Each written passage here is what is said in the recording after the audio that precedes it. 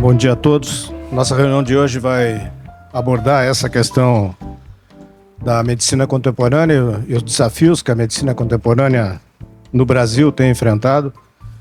Estava comentando com a professora Denise que não me lembro de ter passado por uma época tão conturbada, uma época tão desafiadora e tão capaz de nos tirar da zona de conforto do ato médico.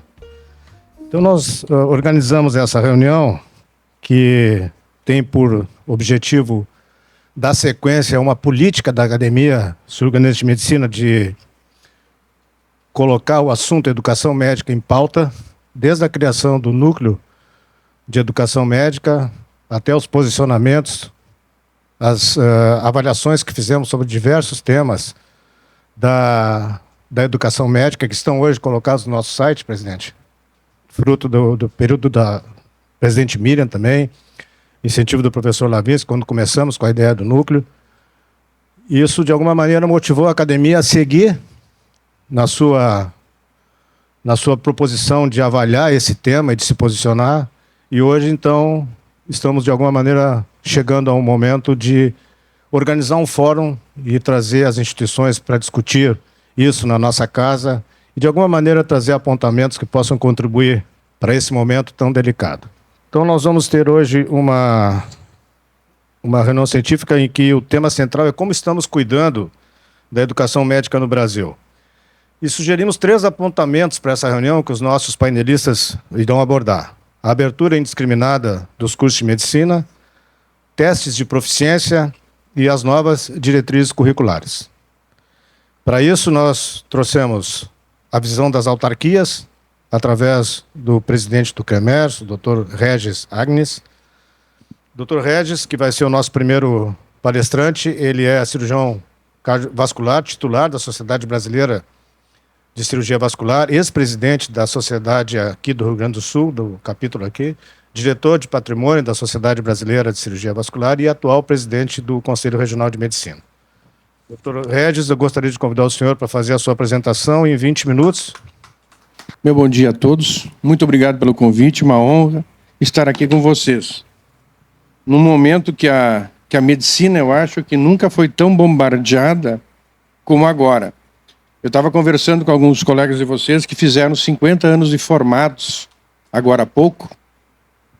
Eu os recebi aqui para dar, que a gente sempre dá um prêmio para os colegas que fizeram 50 anos. Então nós podemos conversar um pouco mais com calma com eles e ver o que era a medicina que a maior parte dos senhores viveu e a medicina que nós temos hoje, né? Porque as coisas estão ficando tão deturpadas dentro da medicina e as preocupações são diárias com a formação médica.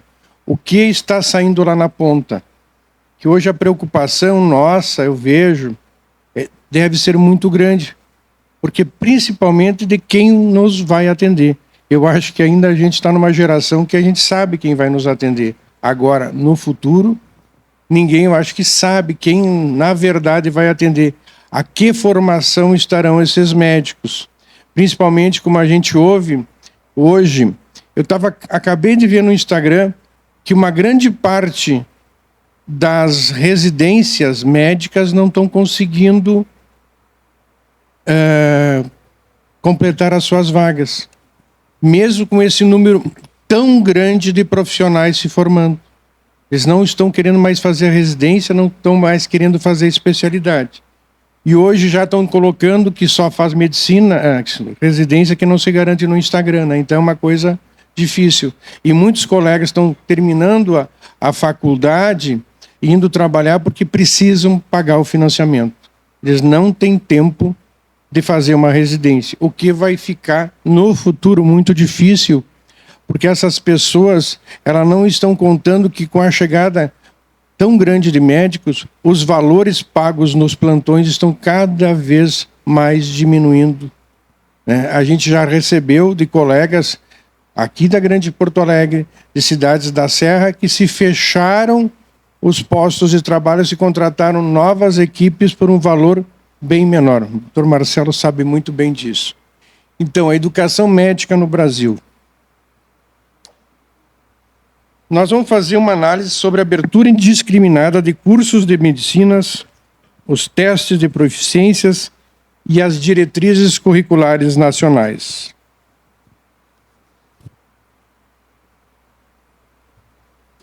O Brasil é o segundo país no mundo com mais escolas de medicina. 494 cursos ativos em 2025. 50.974 vagas anuais de graduação. Mais de 269% de crescimento desde 2004. De 13.820 para 50.974 vagas. E 80% dessas instituições são privadas. O cenário nacional, estadual, 23% das faculdades de medicina com cursos ativos no estado, sendo que 16 são instituições privadas. 3,42 médicos por habitantes a densidade médica. 1.929 vagas autorizadas no Rio Grande do Sul. Os números são assustadores. O aumento da população não acompanha o crescimento do número de médicos. A abertura de novas escolas é motivada por objetivos mais financeiros do que sanitários. A saturação dos hospitais e escolas, especialmente na capital, não acompanha a capacidade de absorção dos alunos para as aulas práticas. Eu ouvi de um colega nosso, o doutor Caiado, que quando procuraram ele como governador em Goiás para abrir mais uma escola médica, ele perguntou para eles, aonde será o hospital escola de vocês? Não, nós já contratamos o hospital tal. Não, eu quero saber do novo hospital que vocês vão contratar. Porque não precisamos mais médicos, nós precisamos de mais hospitais que para esses novos médicos possam exercer a profissão. Infelizmente, aqui no estado, a gente não tem um governador que pense assim. A posição do Cremers. Oposição ativa à abertura indiscriminada de novos cursos e aumento de vagas, classificando o fenômeno como mercantilização de formação médica. Defende o investimento na qualificação da formação das escolas existentes e no aprimoramento dos currículos. A atuação do Cremers. A nossa atuação é judicial e política. Ajuizamento de ações para garantir a transparência nos processos de autorização do MEC. Pressão junto ao MEC, considerada decisiva para o veto a novas vagas. Exemplo, podemos dar a UBRA. E para a suspensão do edital de novos cursos em outubro de 2025. Entrega de dossiês ao Ministério Público do Rio Grande do Sul sobre as dificuldades na formação. A fiscalização. Determinação de interdição do ensino de medicina em hospitais por problemas de infraestrutura e condições de ensino. A atuação da Comissão Permanente de Docência e Preceptoria Médica para a fiscalização de cursos. Resolução CFM 2434 de 25, que regula a responsabilidade dos coordenadores do curso. O Rio Grande do Sul foi... nós fomos os primeiros a fazer uma atuação da Comissão Permanente de Doença e Preceptoria Médica. Nós fomos visitar a ULBRA, não para interditá-la, mas para procurar ver quais as condições que os colegas médicos estavam exercendo a profissão naquele local. Que não é cabível que um local, uma sala de preceptoria com 20, 30 alunos, por exemplo, numa aula de ginecologia, com pacientes, nos exames. Infelizmente, a nossa resolução aqui do Rio Grande do Sul foi cassada por motivos políticos e depois veio uma nova resolução a nível federal que na verdade foi uma cópia da nossa resolução. Conscientização. Promoção de debates sobre a judicialização da medicina e os impactos da abertura de cursos na qualidade de formação. Divulgação de pesquisas que apontam a preferência da população gaúcha para a qualidade em detrimento da quantidade de vagas. Nós precisamos conscientizar a nossa população, pois muitos pais têm o sonho de ter um filho médico. Só que o que acontece? Eles estão tendo uma conta financeira absurda no final do curso. E os seus filhos não conseguem sequer fazer residência. Então nós vamos inundando cada vez mais com alunos de baixa qualidade. Uma determinada política daqui que foi candidata a prefeita aqui no Rio Grande do Sul, eu perguntei para ela aqui no conselho, o que era a coisa mais importante para se criar uma escola médica? Ela me disse que seria um prédio, as coisas assim. Eu disse, não, a senhora não entendeu. O que precisa para ter uma escola médica é professor. Nós não temos pessoas gabaritadas para dar aula. Não adianta criar mais um curso. Nós precisamos de um professor com formação e um hospital-escola para que o aluno possa aprender medicina. Então, a atuação do CREMERS é essencial para frear a precarização da formação médica no Estado. Lei do Mais Médicos. Critérios existem, mas a judicialização os contorna. O marco legal da Lei 12.872 de 2013, a Lei dos Mais Médicos, estabelece regime de chamamento público para novos cursos, critérios definidos, necessidade social, leitos de internação e equipes de saúde da família. O problema: pressões políticas e econômicas locais para a abertura dos cursos. Judicialização permite em contorno dos critérios. A abertura fora do regime de chamamento público. Instituições recorrem à justiça para autorização. Infraestrutura local frequentemente inadequada. Legislação existe, mas a aplicação é frágil. Vitória recente, de 2025. MEC suspende por 120 dias o edital que criaria mais 90 novos cursos de medicina em instituições privadas. Significado: resultado da pressão institucional. Reconhecimento de controle. Deixa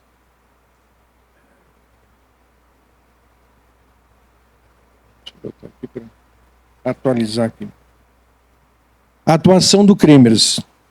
Entrando nas ações judiciais, entrando na Justiça Federal contra abertura irregulares, garantindo comprometimento de requisitos legais, combatendo judicialização de processos, pressão institucional, atuando junto ao MEC para suspender editais, participando de reuniões e audiências públicas, defendendo critérios técnicos de abertura junto ao Ministério da Saúde e ao Ministério da Educação. Comunicação e fiscalização, alertando médicos e população sobre riscos, monitorando a qualidade, fiscalizando estruturas de saúde local. Nós aqui do Conselho procuramos, por diversas vezes, saber quais eram as normas de verdade para se abrir uma instituição de ensino médico. Quais são as normas claras? Nós fizemos, olha, vou dizer para vocês, não sei quantas perguntas, quantas vezes nós mandamos ao MEC. É uma caixinha aquilo lá. Não existe transparência. Não existe transparência nenhuma. Então, a dificuldade de saber... Porque quando eles abrem a escola... Getúlio Vargas abriu a escola, já começa com nota máxima. Tem 10 leitos, eu acho, o hospital lá, a escola deles. Já começou com nota máxima. Pessoal, o que é isso? Como é que pode começar com nota máxima? Depois que nós descobrimos que no momento que eles autorizam a abertura, começa com a nota máxima. Então o pai que está lá em Caibaté meu caso, na minha cidade, diz assim, pô, meu filho vai fazer faculdade numa escola nota máxima. Que nota máxima, pessoal? Então, assim, vocês acham que um cara que vai fazer faculdade nesses locais será um colega que conseguirá competir dentro do mercado? Um colega que vai fazer aqui do lado, eu encontrei agora em Nova York, ele era presidente da União Internacional de Flevologia, vice-presidente, um paraguaio. A gente do Paraguai, a gente olha assim com desdém. Ele me olhou e disse assim, o que vocês estão fazendo com o Paraguai? Abrindo uma escola médica a cada dia. Eu disse, como nós? São vocês que estão abrindo escola médica. Não, não. Lá tem muito laranja. São vocês que estão abrindo escolas médicas, uma do lado da outra lá. Vocês estão enchendo de médico dentro do Paraguai. E vocês sabem que lá para dar aula no Paraguai não pode ser brasileiro, tem que ser paraguaio. Brasileiro não pode dar aula lá. E o critério para abrir mais uma turma é que tenha um número, tem 30, vamos abrir mais uma turma de faculdade. Atendi uma senhora essa semana fazendo escleroterapia, a filha do meu veio junto, uma menina. Ela se formou em medicina agora, doutor, no Paraguai. Como é que era ter hospital e escola? A gente não tinha. Tinha um ambulatório grande. E tinha bastante boneco para a gente treinar. Então é isso. É isso que está chegando aqui. É isso que o MEC não nos diz o que está acontecendo. E é isso que atualmente está acontecendo no Brasil. Testes de proficiência. Proposta em tramitação. A ENAPRO. A PL 2094 de 2024, de autoria do senador astronauta Marcos Pontes. Institui o Exame Nacional de Proficiência em Medicina, ENAPRO. Regulamentação pelo Conselho Federal de Medicina. Teremos a votação essa semana. ENAMED institui o Exame Nacional de Avaliação de Formação Médica, conduzido pelo MEC. O senador Marcos Pontes é um grande amigo. Ele tem algumas coisas muito interessantes. Ele tem eu perguntei para ele qual era o grande interesse dele. Ele tem uma filha médica e um genro médico. Ele trabalhou muito aqui em Santa Maria durante a formação dele. É um cara com uma cabeça muito boa. Ele nos ajudou muito na Sociedade de Cirurgia Vascular. Ele nos destinou para os nossos eventos sociais 3 milhões para a gente fazer cirurgia. Nós fizemos mais de 1.000 cirurgias gratuitas esse ano pelo Brasil.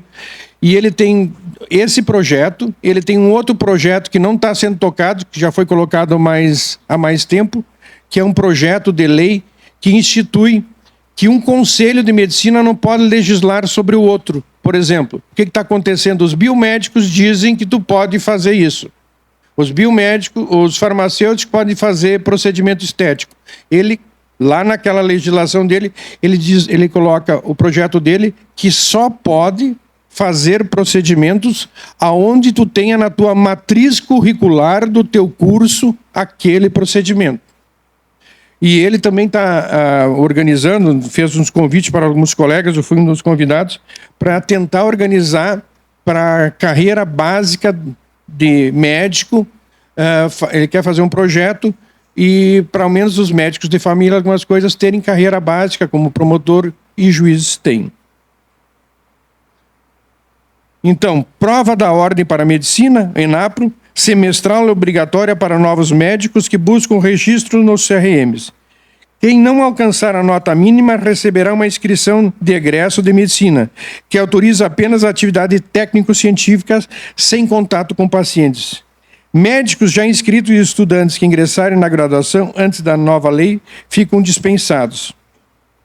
A aprovação no ENAPRO terá efeito equivalente ao revalida, mas não substituirá como requisito para obtenção do CRM. ENAMED, avaliação curricular obrigatória, aplicada semestralmente a estudante de 4º ano, antes do internato, com divulgação apenas dos resultados por instituições. Esses índices poderão embasar medidas regulatórias e ações para supervisão sobre os cursos de medicina. Neste ano, o MEC lançou uma primeira versão do ENAMED para alunos do último ano, mas o substitutivo em debate no Senado reposiciona a prova com a avaliação do 4º ano de caráter semestral e obrigatória. ENAMED, o texto obriga ainda o governo federal a aplicar até 2035 oferta de vagas de residência para alcançar a proporção de 0,75 por vaga de egressão. Reforça a quadratorização e expansão de cursos de medicina continuarão sob a responsabilidade exclusiva do MEC, ponto defendido por entidades que criticam a rápida expansão do setor.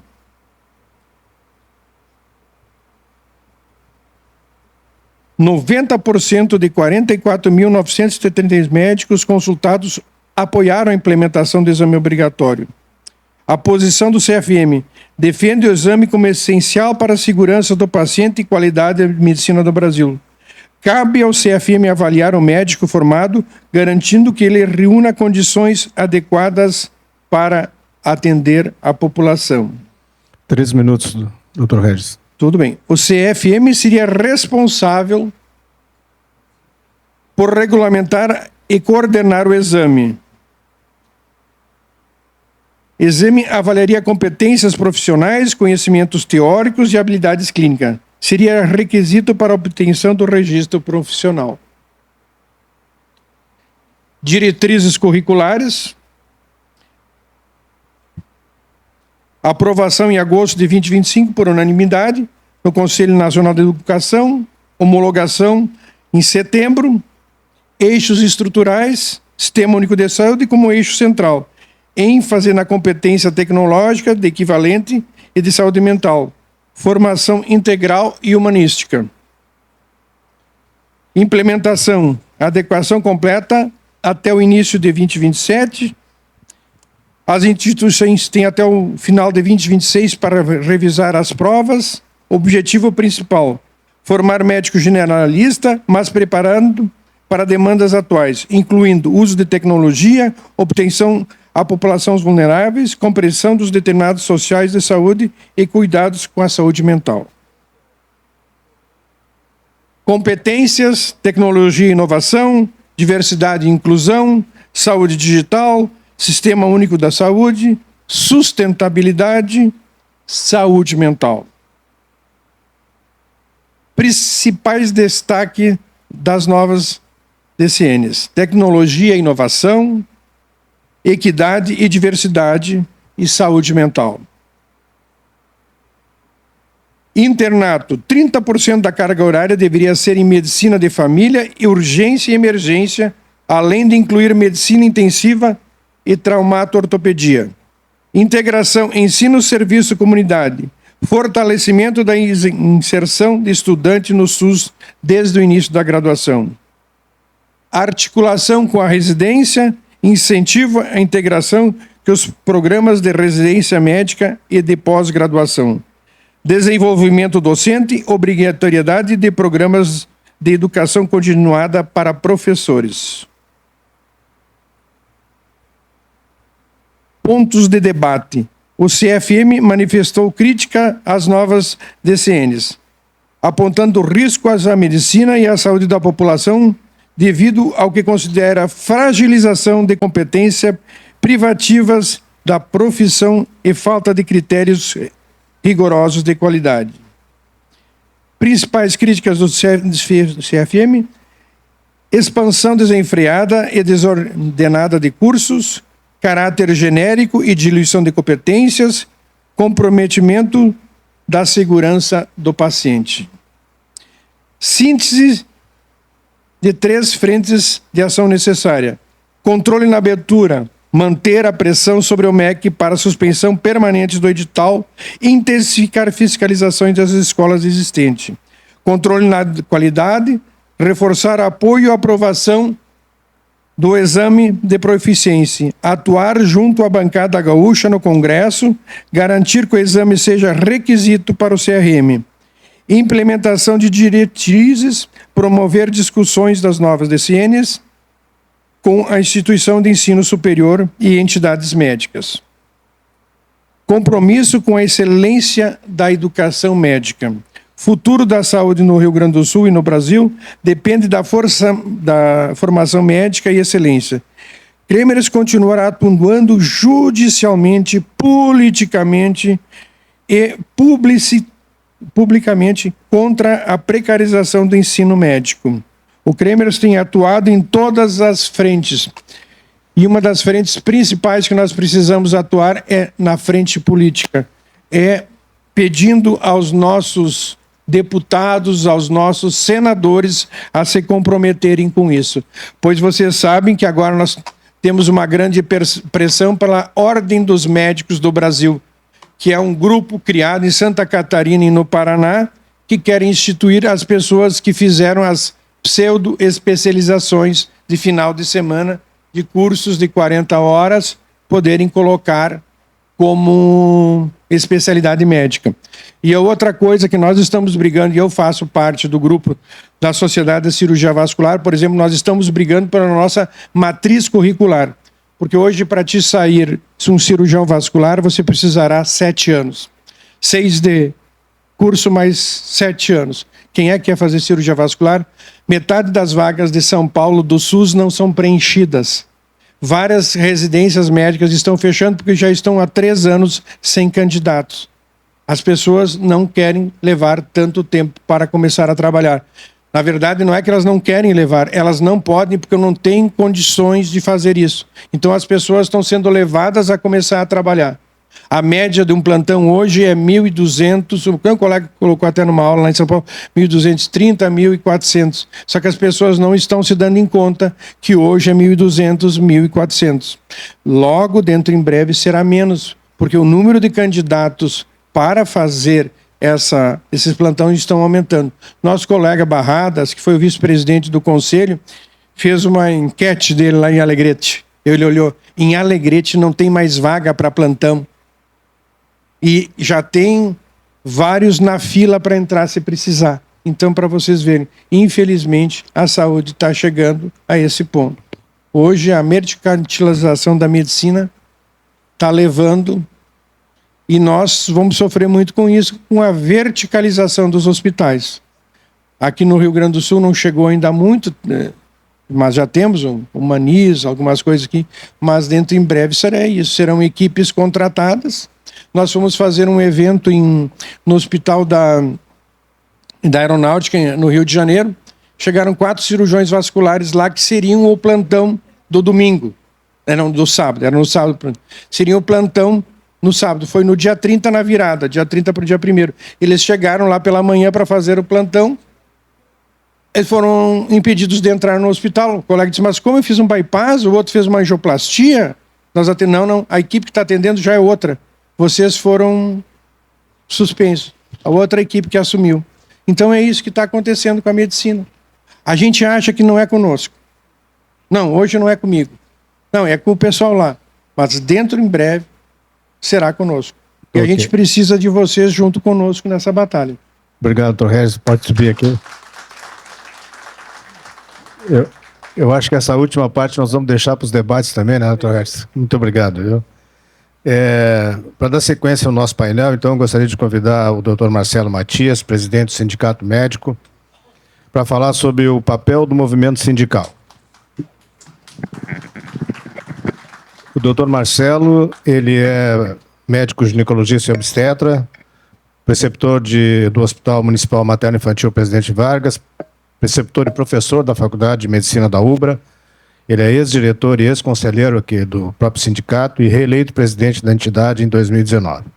Dr. Marcelo, muito obrigado por ter aceito o convite. O senhor tem 20 minutos para fazer a sua exposição. Obrigado. Agradeço muitíssimo a possibilidade. Vamos ter uma conversa sobre o assunto que, para nós, é o mais importante para o futuro da nossa profissão, que é a abertura excessiva de faculdades de medicina desenfreada e descontrolada. Basicamente, se eu pegar a pedra angular, tivemos 2 pedras angulares na história recente. Teve no governo Fernando Henrique uma abertura importante de faculdades de medicina e teve o Mais Médicos pelo Brasil. O Mais Médicos, ele foi fundamental e foi a maior mobilização que médicos tiveram na história da nossa cidade. Nós fizemos uma passeata que tinha 1.000 médicos aqui, todos de avental naquele momento, para nos contrapormos ao que estava acontecendo com relação ao programa, e ele foi absolutamente fundamental, porque quando foi feita a lei, tinha ali um capítulo que era da reordenação da oferta dos cursos de medicina. E ali, vamos deixar claro, o discurso era, falta médico num lugar ruim porque falta médico. Não. Até hoje segue a mesma regra. Falta médico num lugar ruim porque o lugar é ruim. lugares bons sempre tem médico suficiente. E a realidade é que, a partir disso, no capítulo 2º, artigo 3º, para a autorização, para a abertura de faculdades de medicina, foi definido que a autorização passaria pelo Ministério da Educação e seria uma coisa que definiria a abertura tanto em cursos públicos quanto privados, a partir de um chamamento público, que é uma absoluta fake news, porque lei no Brasil não é feita para ser cumprida. Nunca precisou disso. A maioria dos cursos que abriram na Justiça. E pior, nós temos a ADC 81, que foi regulamentada, que basicamente regulamentava o chamamento público e também não adiantou, porque os cursos continuaram abrindo, porque lei no Brasil não é feita para ser cumprida, é feita para eleger quem a fez. E, para todos os efeitos, o Ministério da Educação deveria dispor sobre as questões mais importantes sobre a abertura, relevância, necessidade, as condições básicas de atenção básica, de urgência, emergência, de internação e atenção psicossocial. E eu posso afirmar, sem ter qualquer medo de errar, que nada disso ocorreu de verdade.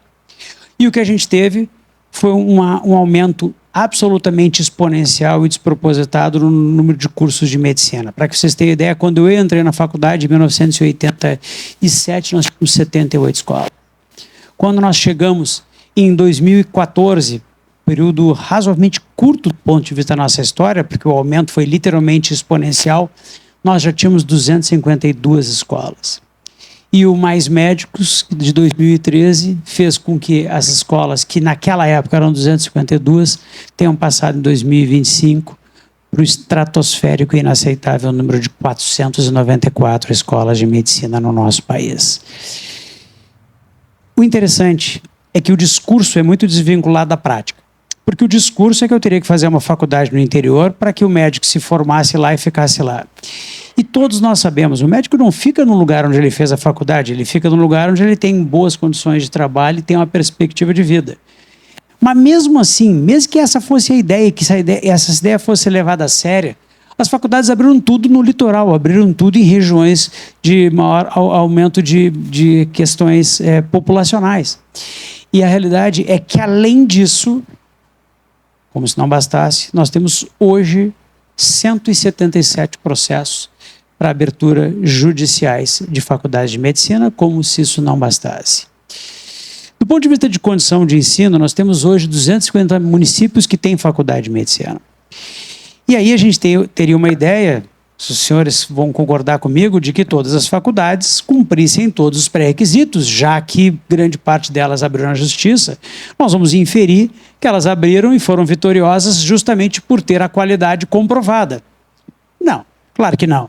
A realidade é que, fora do parâmetro, eu tenho 78% por falta de leitos hospitalares, 45% por falta de equipe de saúde na família e 72% com falta de hospitais universitários. Eu vou concordar plenamente com o Ronaldo Caiado, porque realmente se abre faculdade, depois vai ver os leitos. E isso hoje virou um negócio para os hospitais. E inclusive mudaram, porque antigamente, pela lei, a lei não serve para nada, estava escrito que deveriam ser leitos SUS.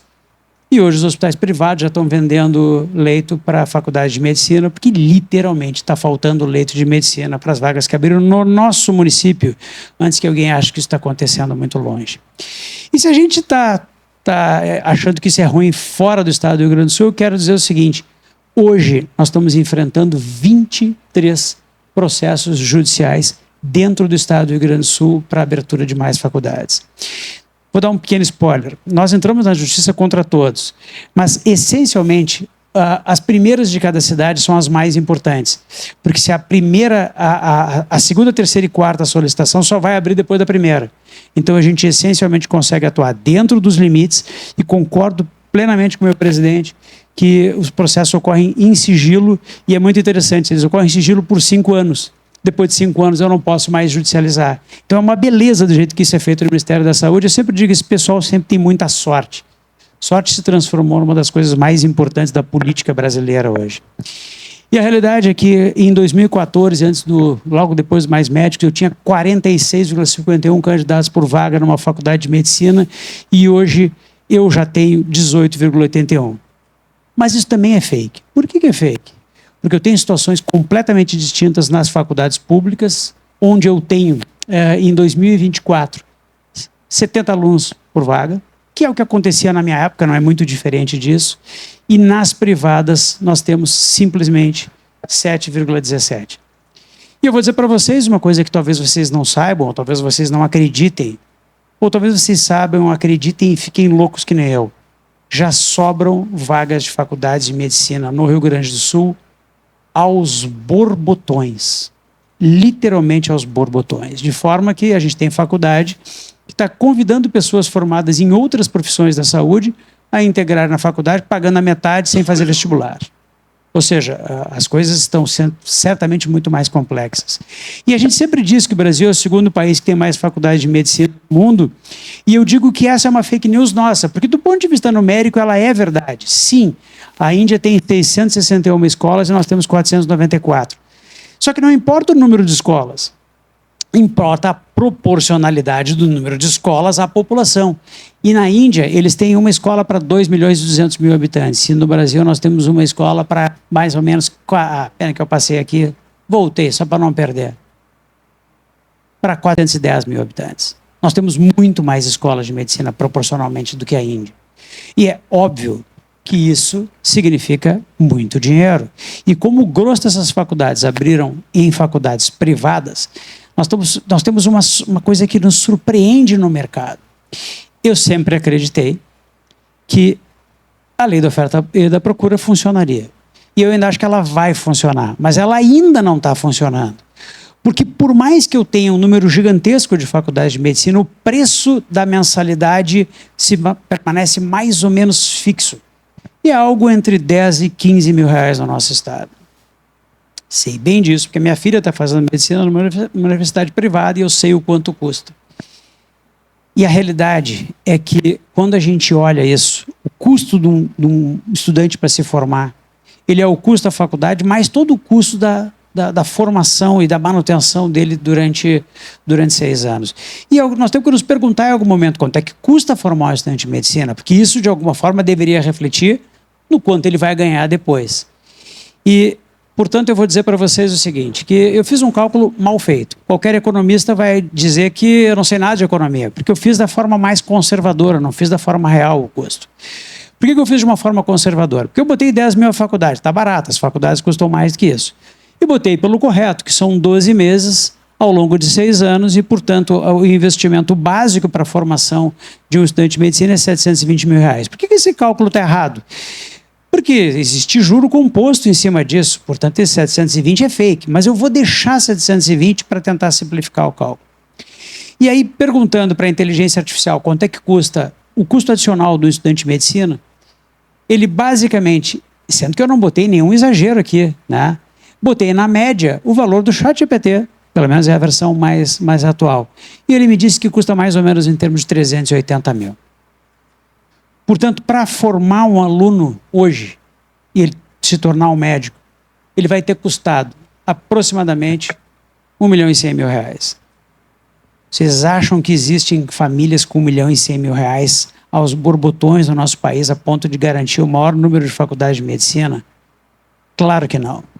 Um número enorme desses alunos vão acabar entrando para empréstimos cujos valores serão muito maiores do que esse, porque tem juros, e eles vão sair da porta da formação devendo 1 milhão de reais. E quando tu sai, te forma hoje, tu tem uma dívida de 1 milhão de reais para pagar, tu tem 2 opções. Tu faz um plantão que tu vai ganhar X a hora, nós vamos conversar sobre isso também, é uma coisa muito importante, ou a residência que te paga 4 mil. O cara vai fazer o plantão. E, portanto, isso também contribui para que o futuro da medicina termine. Vamos para a prática, os números já foram apresentados, a gente tem já hoje um crescimento exponencial de médicos por habitante, nós já temos mais do que o necessário no nosso estado para garantir uma qualidade de assistência em todas as situações, e é óbvio que esse aumento exacerbado criou um conjunto de consequências extremamente impactante para o futuro da profissão. E eu acabei de ter uma reunião, dei uma aula para um conjunto de alunos e eu olhei para eles e disse, isso toca diretamente a vocês. Toca de uma maneira que eles não ainda conseguiram entender. É algo muito mais do que os próprios alunos que estão felizes porque entraram na faculdade vão conseguir entender. Eu peguei alguns exemplos, são muito poucos, a gente lida com isso diariamente, portanto é algo muito importante para nós. Estou citando aqui o Programa Mais Médico 2025, esse é um gráfico do próprio Ministério da Saúde, portanto são dados extremamente recentes, se não me engano, de setembro desse ano. Portanto, nós estamos tratando do valor real. E aí, dentro desse programa, que continua funcionando até hoje, eu tenho médicos. E aí alguém vai perguntar, por que que eu coloquei entre aspas? Porque eu tenho, sim, médicos de verdade, que são os médicos que têm registro no Conselho Regional de Medicina, nessa autarquia aqui. E para esses médicos, eu tenho hoje 15.558. Mas aí é o seguinte, eu tenho médicos sem CRM. Só um pouquinho. Se o cara não tem CRM, ele não é médico. Ponto final. E alguém vai dizer, mas só um pouquinho, os cubanos foram embora. Sim, os cubanos foram embora. Mas esse pessoal que fez a faculdade no Paraguai, na Bolívia, não. Esse pessoal veio para cá. E hoje, alguém que acha que isso aí é pouco, deixa eu dizer para vocês, nós estamos tratando de 10.080 médicos, por um dado extremamente recente do Ministério da Saúde, hoje. E, portanto, nós temos, na verdade, só fazer um cálculo matemático, em torno de 40% dos médicos sem ter CRM. Ou seja, é algo mais complexo do que parece. Não adianta nem o cara se formar, o cara se forma e vai competir com um não médico. Só que aí foi criado, em 2019, o Plano Médicos pelo Brasil. E aí, eu botei entre aspas só por ironia mesmo, porque no Plano Médicos pelo Brasil tem que ser um processo seletivo e todos ali têm CRM. Então, nós temos hoje 24 mil médicos pelo Brasil e sem CRM nenhum. E alguém vai pensar, então está resolvido o problema, porque afinal de contas eu já tenho uma maioria de médicos com CRM num programa federal. É, mais ou menos, porque olha só que interessante. O Programa Médico pelo Brasil os obrigava a fazerem uma prova, depois de alguns anos, para garantirem a sua manutenção no programa. Eu vou perguntar para vocês, qual é a porcentagem desses médicos que foram expulsos dos programas porque rodaram? 1%, 2%, 5%? Não. 80% foi reprovado. E, portanto, 80% dos médicos que tinham entrado no Médicos pelo Brasil acaba perdendo o seu plano de carreira, seu CLT, e vai virar um mais médicos e simplesmente vai acabar entrando na base do processo, que é o quê?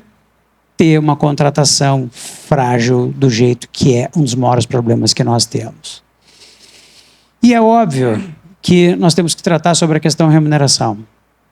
Um plantão de um especialista, tempos atrás, se pegar muito antigos, meus professores se dizia que faziam um plantão na Beneficência Portuguesa e depois do plantão tu comprava um Fusca. Nunca vi nada parecido como isso na minha vida. Entretanto, eu sei, por exemplo, que um plantão 3, 4 anos atrás, o indivíduo ganhava 150, 160 reais a hora. O ano passado já ganhava 140 reais a hora.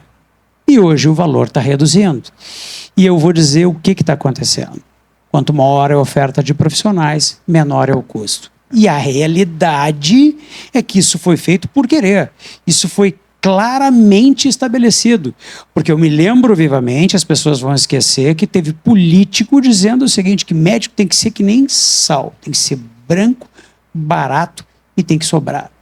E fizeram isso não para atender a população, mas para reduzir o custo, porque podem ficar tranquilos, todos eles continuam ganhando seu salário, muitos desses médicos não. Faz questão de citar apenas um exemplo, eu teria 2 horas para falar sobre os exemplos que nós enfrentamos todos os dias, mas é uma coisa extremamente recente, agora 17 de novembro, no Hospital Getúlio Vargas, a Fundação do Hospital Getúlio Vargas, ali em Sapucaia do Sul, que era um local que tinha uma boa condição de trabalho, que era um local onde as pessoas faziam processo seletivo para entrar e tinham um salário CLT digno. Simplesmente eles demitiram um grupo atrás que ganhava 140 reais a hora e estão fazendo já um processo seletivo para ganhar 71. Pessoal, quando a gente fala 71, não é 71, é 71 menos o 27,5 de imposto e o fato de que esse cara não tem nenhum vínculo. Esse cara é um PJ sem qualquer tipo de relação. Se vocês acham que CLT e estatutário existe, eu quero dizer para vocês, não existe mais. A contratação hoje não é nem PJ direto, é PJ através da PJ da PJ. Nós estamos hoje no sistema da quinteirização. E é um dos maiores problemas que nós enfrentamos no estado do Rio Grande do Sul. Isso é tão importante que a grande vantagem quando tem várias PJs é que cada um tira a sua taxa de administração. Então, o hospital paga 200, a primeira PJ paga 150, a segunda PJ paga 100, o médico recebe 70. Quando recebe. Por que eu digo quando recebe? Porque nós temos o maior da história, e eu não tenho nenhuma ilusão de que isso vá melhorar, mas nós temos o maior da história, casos de médicos que trabalham sem receber. Eu lancei na imprensa, mas os advogados disseram para eu parar de falar isso, que nós temos o sistema de neoescravismo. O neoescravismo é um lugar onde o médico trabalha sem condições de trabalho. Se vocês olharem o que a gente enxerga, vocês vão se surpreender. E simplesmente, depois de ter trabalhado 1, 2, 3 meses, ele não recebe. Vamos deixar bem claro, nós temos cidades, por exemplo, aqui próximas de Porto Alegre, que o indivíduo não ganhou em outubro, novembro, dezembro, dezembro. Não, do ano passado. E aí, porque ele saiu da escala do PJ, ele foi colocado para o limbo e eles torcem para que ele judicialize, porque é a justiça, que claro, ganha o seu salário, vai pagar isso aí daqui a, talvez, nunca. E a realidade é que esses colegas trabalharam sem receber. Nós temos hoje colegas trabalhando em hospitais aqui da Grande Porto Alegre que têm dívida desde março. Só para vocês terem ideia como é que é a vida real. E por isso nós criamos o devedômetro. 3 minutos, professor. Então eu vou ter que dar uma corrida, é uma pena. Mas para todos os efeitos, nós temos mais de 20 cidades com dívidas e já conseguimos o pagamento em 9 delas. E não é bem 20, porque ela entra, sai e tal. Vai assim, ainda temos longas dívidas. E claro, sempre tem espaço para piorar, porque se a gente está com faculdade de medicina demais, sempre tem a possibilidade de eu colocar um não médico para atender. Foi o que aconteceu na semana passada. Nós fizemos a denúncia, virou notícia estadual, processo no Ministério Público, fomos à polícia de basicamente um não médico sem CRM atendendo na sala vermelha de uma UPA em Canoas. Que claro, sala vermelha não precisa ter muita formação, né? Vai atender só caras que têm AVC, infarto, politrauma, coisas assim. Não precisa ser médico para isso, acho que qualquer um pode. Estamos na justiça, do ponto de vista de marketing deu certo, ele foi afastado. Como o presidente já falou, eu não vou perder tanto tempo com relação a isso, nós temos o teste de proficiência, que é de 2024. Foi criado, ali cria o Exame Nacional de Proficiência em Medicina, ele está hoje com o senador Ira Gonçalves, também médico, nosso parceiro, e a última movimentação que essa é uma coisa importante, isso é um erro nosso como categoria, é um dos assuntos mais importantes para os médicos, e aí quando a gente entra lá na pesquisa que o próprio Senado está fazendo sobre isso, nós temos 1.587 votos. Pessoal, nós tínhamos que ter 70 mil votos ali. Não custa nada entrar no site do Senado, abre o processo e vota. É 2 minutos. E, claro, nós ainda estamos bem porque ninguém é contra isso, mas para todos os efeitos, se houver um movimento contra, nós temos vários riscos. E a última movimentação que aconteceu foi dia 28, portanto, essa semana. E ela foi colocada na pauta da reunião, onde foi colocada uma aprovação para pedido de vistas coletivo, que é a última coisa que pode fazer. E, basicamente, ela foi mudada no andar da corrida. O presidente já falou sobre isso em 2 etapas, que é o ENAMED, que vai ser feito pelo MEC, e o teste de proficiência, que tem que ser feito pelo CFM. O registro tem que ser feito pelas nossas autarquias e não passar isso para os outros, porque depois vai virar uma prova com sistemas distintos. Para todos os efeitos, só para vocês saberem essa questão do ENAMED, nós somos favoráveis ao ENAMED, os cursos que tiverem nota 1 e 2, e aí eu boto tudo supostamente. Eles podem ter a suspensão do aumento de vagas, podem ter a suspensão do ProUni e do FIES, isso realmente seria importante, porque nós estamos falando de dinheiro, e no final das contas pode até a redução ou suspensão de vagas ou fechamento. Tudo isso eu boto entre aspas. Nunca aconteceu. Nós sabemos todo o festival de atrocidade que está acontecendo e, portanto, eu fico feliz que esteja escrito isso, mas eu não garanto que isso vai ser levado efetivamente à prática. Para todos os efeitos, esse ano teve as novas diretrizes curriculares, nós capitaneamos no estado do Rio Grande do Sul as propostas, nós literalmente criamos um grupo específico para isso e convidamos todas as entidades a participar conosco, conseguimos algumas vitórias, e aí nós conseguimos a questão de aulas práticas, de hospitais, de preceptores, campos de prática, tudo isso foi colocado nas novas diretrizes, foi um trabalho importante nosso. Foi a principal atuação do sindicato em termos de diretrizes curriculares da história e também propusemos lá, e temos inclusive uma lei, daqui a pouco eu falo para vocês, sobre o suporte individualizado para o aluno e para a saúde mental, que é algo muito importante. Eu tenho que saber o que nós estamos fazendo, por isso que veio a entidade aqui. E a realidade é que nós criamos uma comissão específica de combate à abertura de novas escolas. é a primeira do país, a gente tende a ser sempre inovador e nós temos uma linha de atuação que, no meu entender, é de muito orgulho e que tem feito muita diferença. Nós temos reuniões literalmente semanais e temos uma atuação no país inteiro de maneira grande. Em fevereiro e março, a gente criou a criação da Comissão das Diretrizes para a questão das diretrizes curriculares, como eu já falei, não tem problema.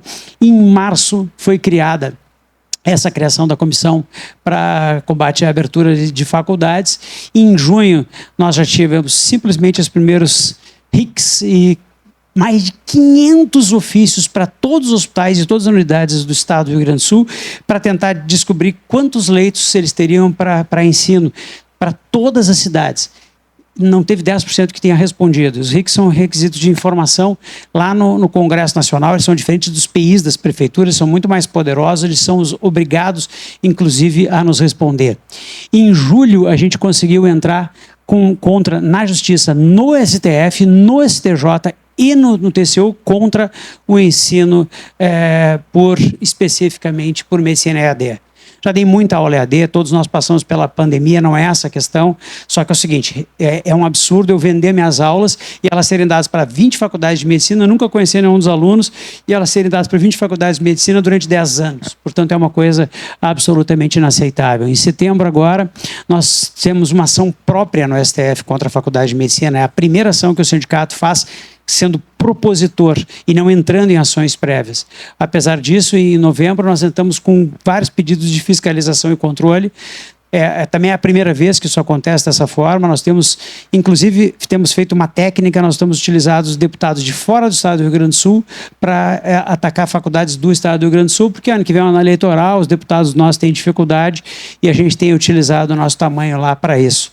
Agora, em dezembro, nós encaminhamos um projeto de lei que é nosso, que vai correr, mais um projeto de lei nosso, que vai correr no Congresso Nacional para a questão de auxílio psiquiátrico para os nossos alunos. Eu faço parte oficialmente da Comissão Nacional de Residência Médica, é uma coisa extremamente importante para nós, não temos como falar muito sobre isso agora, mas eu faço questão de dizer o seguinte, nós estamos defendendo o médico em todo o estado e mais, muitas vezes nacionalmente com a nossa atuação, porque nós temos hoje, não tenham dúvida, a maior crise da história da medicina. E vai piorar. E justamente pelas necessidades que crescem, a gente precisa ter um sindicato forte, nós temos orgulho de assim o fazê-lo. Passei um pouquinho do tempo, mas faço questão de contar um pouco da história do sindicato. O sindicato surgiu em 1931, quando no período do positivismo os médicos não precisavam ter CRM. E fez parte da luta nacional, não foi ele sozinho, para que se criasse o Revalida. Revalida que hoje é tão importante e que temos hoje pelo menos 10 mil médicos trabalhando no país sem tê-lo, isso no Mais Médicos, fora a UPA de Canoas. Para todos os efeitos, nós tivemos essa vitória junto com muitos outros colegas e nós estamos há 94 anos fazendo basicamente a nossa missão, que é defender o diploma de nós médicos. Muitíssimo obrigado, fico muito feliz em poder dar uma aula para vocês. Muito obrigado, doutor Marcelo. Convidaria o senhor a sentar conosco aqui, por favor. Dando sequência, então, nós vamos agora ver a posição das associações de educação médica, com a presença da professora Denise Herd Afonso, que é membro da diretoria nacional da Associação Brasileira de Educação Médica. A professora Denise é professora aposentada do Departamento de Medicina Integral, Familiar e Comunitária da Faculdade de Ciências Médicas da Universidade do Estado do Rio de Janeiro, especialista em Educação de Profissionais de Saúde pela Universidade do Ceará, mestre em Ciências Médicas, Educação e Formação também pela UERJ e membro da Diretoria Nacional da ABEM, biênio 24-26, diretora tesoureira. Muito obrigado por ter aceito o nosso convite, professora Denise. E a senhora dispõe de 20 minutos para fazer a sua exposição. Muito obrigado. Eu vou começar agradecendo o convite. Na verdade, eu só conheço uma associação de educação médica, que é a ABEM.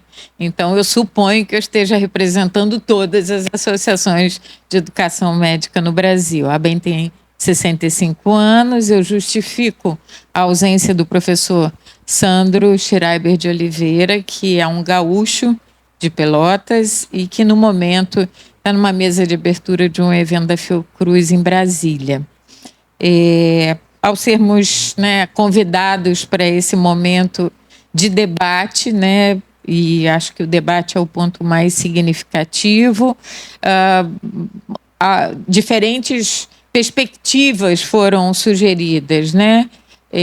A visão das autarquias, o papel do sindicato também trazido pelo diretor Marcelo e a posição da Associação Brasileira de Educação Médica. E eu queria dizer que a gente talvez pudesse terminar aqui o nosso encontro, porque há muita sintonia entre o que o professor Regis trouxe, o que o professor Marcelo trouxe, em relação a pontos centrais da nossa discussão hoje.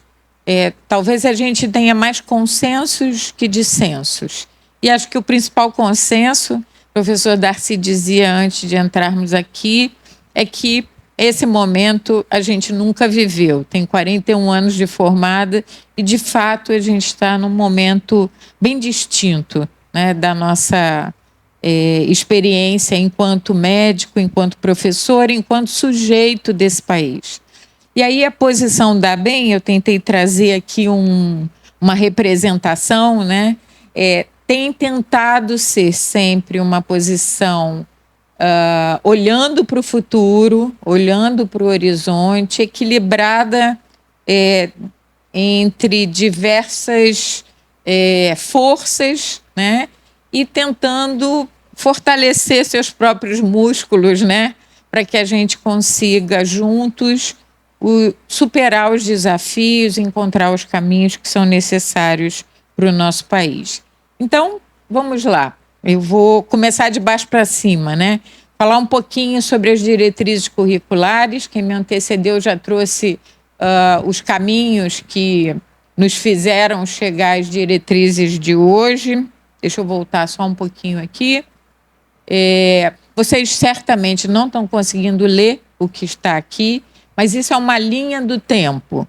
É uma linha do tempo das ações da ABEM voltadas para a construção de caminhos da educação médica brasileira, com destaque ao período entre última década do século XX, primeira década do século XXI, com o projeto SINAEM, Comissão Interinstitucional Nacional de Avaliação das Escolas Médicas, onde tivemos juntos, né, tanto o Conselho Federal de Medicina, quanto as associações médicas, os diretórios estudantis, tentando encontrar as razões e os números da nossa educação médica naquele momento. O resultado principal do projeto SINAEM foram as primeiras diretrizes curriculares nacionais em 2001. Antes de 2001, o que a gente tinha eram requisitos mínimos, né? Pontos basicamente teóricos mínimos que deveriam ser oferecidos pelas escolas. O caminho entre 2001 e 2014 foi um caminho de avanços, no sentido de poder identificar as necessidades do país naquele momento. E agora, em 2025, na verdade, em 2024, né, começamos o trabalho de ouvir os nossos associados, as escolas, os representantes da gestão, dos docentes, dos discentes, com diversas oficinas ao longo do país, para que a gente compreendesse as necessidades por uma diretriz curricular nova que ia ser modificada. Fizemos as sugestões desse conjunto, né, de oitivas, né, ao longo do país, e certamente as diretrizes atuais têm muito das sugestões que foram construídas por todos, dentro de um projeto maior da ABEM, que é o projeto Rever, Formação Médica para o Brasil, onde estamos e para onde vamos. Eu acho que essa é a pergunta de todos nós e a tentativa de resposta de todos nós. E nós começamos, então, pela questão das diretrizes curriculares.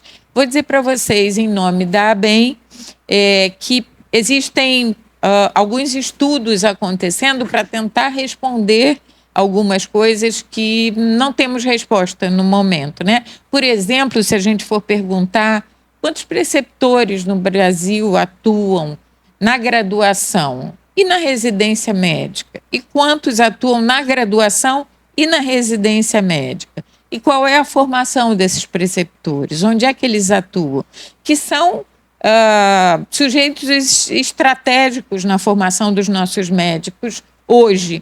Antigamente, a gente sabia que os nossos médicos dos hospitais universitários, dos hospitais de ensino, estavam ali, né? Eram os preceptores dos nossos formandos, dos nossos estudantes, assim como eu fui no Hospital Universitário Pedro Ernesto. Hoje, como a gente ouviu, a formação em campos diversos de prática. E quem são as pessoas que estão ensinando essas pessoas? Então, vocês podem ver que existem algumas fatias aqui de grupos de trabalho, né, no Projeto Rever, uma que tenta identificar os números da educação médica, como eu estou dizendo, a questão da financiarização da educação médica, que é um ponto, né, sensível e estratégico para que a gente pense o futuro. Os projetos pedagógicos dos cursos, eles estavam alinhados com as diretrizes de 14, eles estão prontos para implantar as diretrizes de 2025? Como estão, de fato, os projetos pedagógicos dos cursos?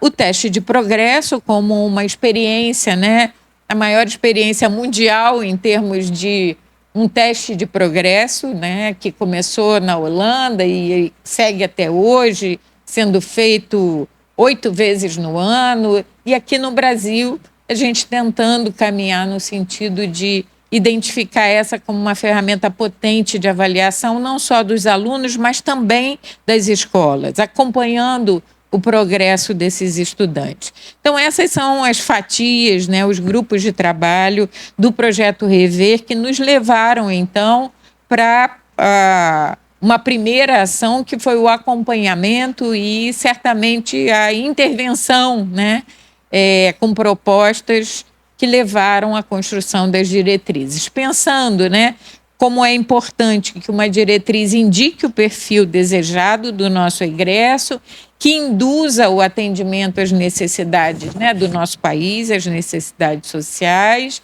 que aponte a formação no SUS para o SUS, né, como estratégica e principal da nossa graduação em medicina e que delimite competências, né, que são essenciais dos nossos graduandos. Porque sim, né, há 41 anos atrás, dificilmente os médicos saíam para dar plantão nos locais mais delicados e demandantes da nossa rede de assistência à saúde, que são as emergências, né? Pelo contrário, a gente ficava, né, muito receoso de estar ali, estávamos sempre com algum professor conhecido, né, para aprimorar as nossas competências, e como os colegas que me antecederam disseram, hoje, saindo da graduação, um campo de atuação estratégico com plantões individuais, muitas vezes assumidos supostamente por mim e vendidos para outros, então não sou eu que estou lá, é um outro que ninguém sabe quem é e que chega para dar o plantão. Essa é uma realidade cruel do nosso país hoje e a gente precisa interferir nesse processo. E a assinatura das diretrizes curriculares, né, no Ministério da Educação foi um momento celebrado. Sim, foi celebrado pela ABEM também. Nós poderíamos ter algumas coisas, como os colegas disseram, que não estão postas nas diretrizes, mas consideramos que as diretrizes de 2025 são um avanço em relação às diretrizes anteriores.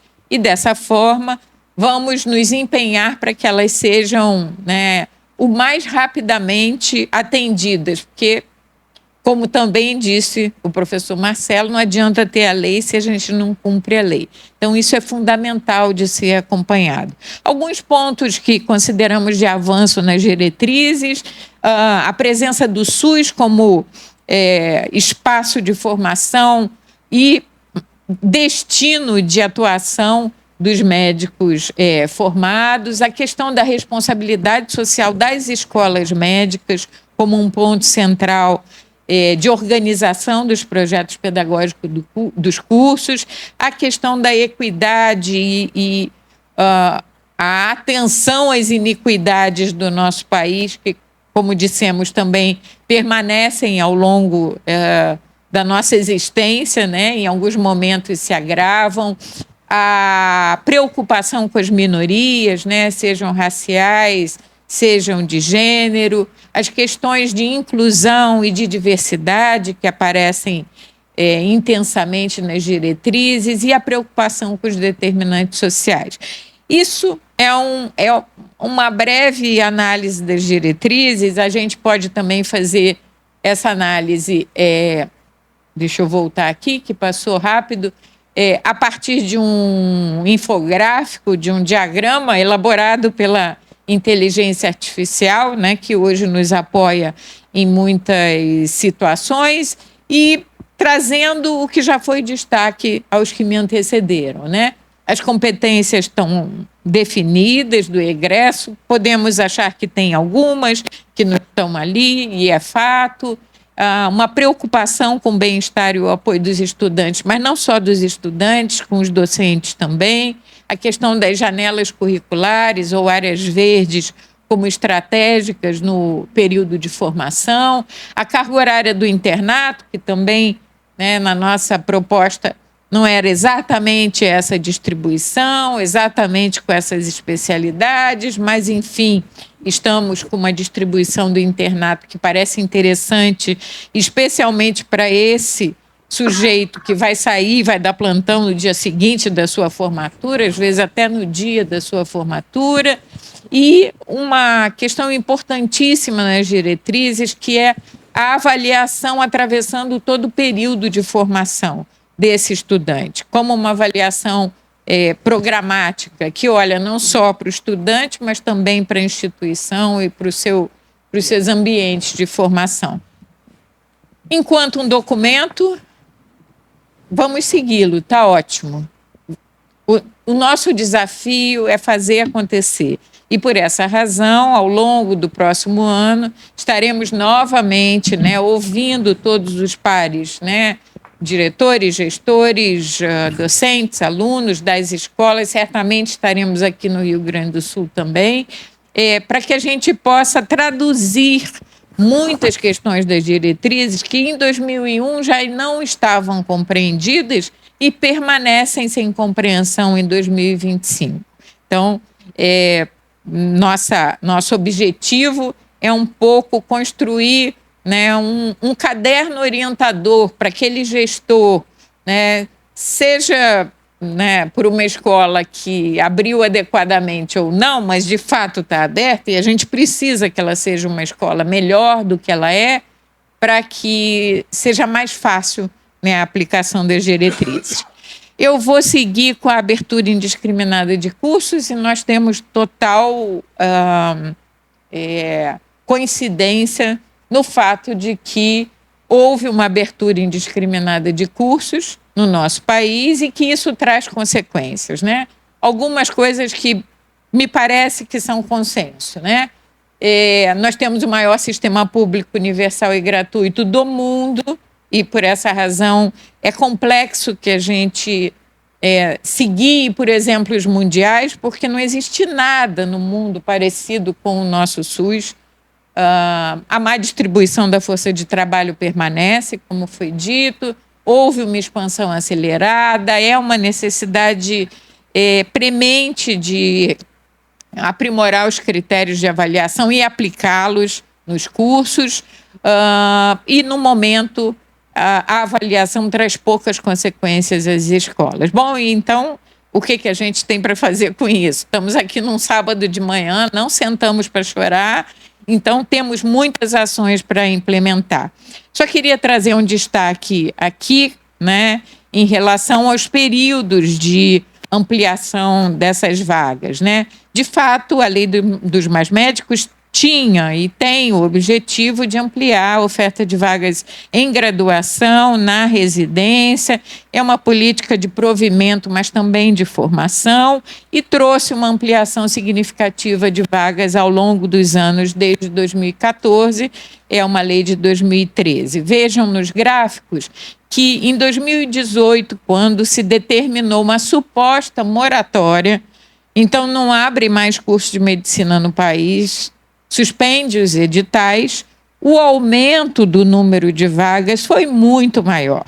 Então, aquela suposta moratória que deveria então parar para que fossem definidos critérios, e isso estava na portaria da suspensão da abertura de vagas, esses critérios novos não foram definidos, a ABEM era parte, né, chamada para esse diálogo, e as reuniões não aconteciam. Então, de fato, de 2018 a 2022, a gente teve um boom de abertura de escolas e uma judicialização que não tem fim.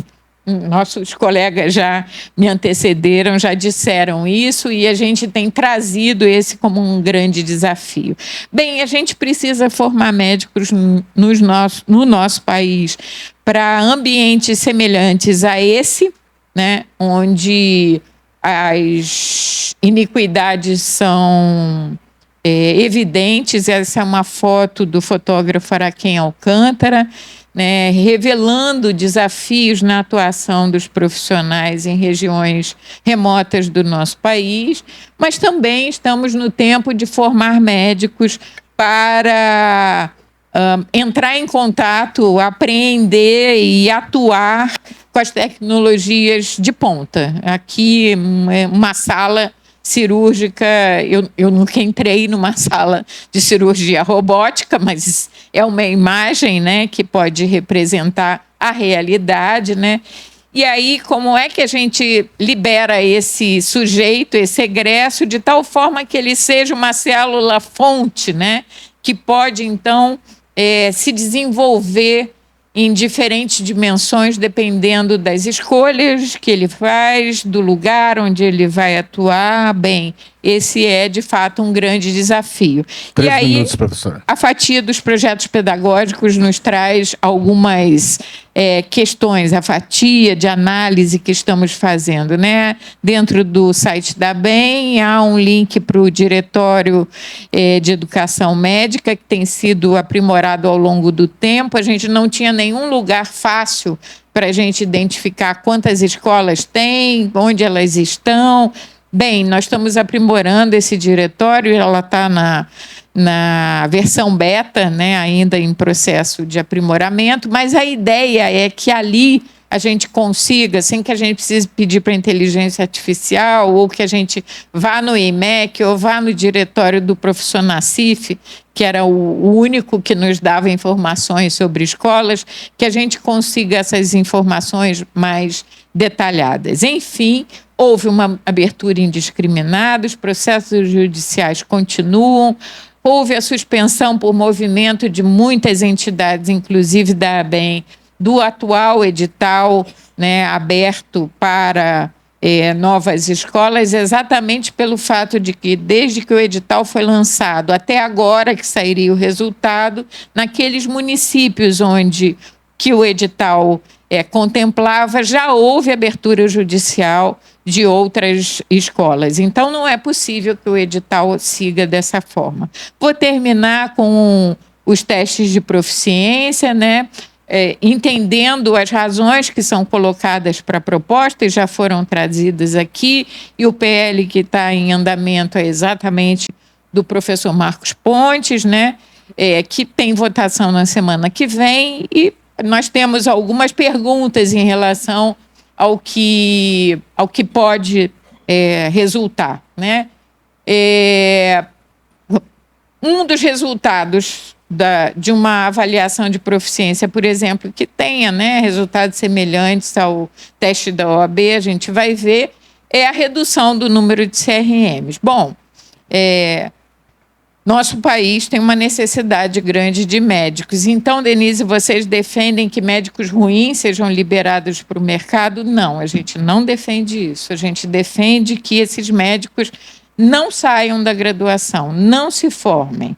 Que dentro da graduação existam travas que não permitam que médicos mal formados estejam atuando no mercado. Esse é o princípio, né, que a ABEM defende. A outra questão é, bem, a gente sabe a resposta. Uma prova não avalia a competência daquele profissional. Mas, Denise, está lá no PL que também vai ter uma prova de avaliação de habilidades, enfim. Uma prova teórica, uma prova de avaliação de habilidades, num determinado momento, de fato, tem dificuldades de avaliar as competências que são necessárias. Seria muito melhor 6 anos de formação, cuidando desse estudante para que ele não saísse e precisasse que uma prova determinasse isso. A outra coisa é o impacto, né, nas questões. E eu vou trazer como exemplo os resultados da OAB rapidinho.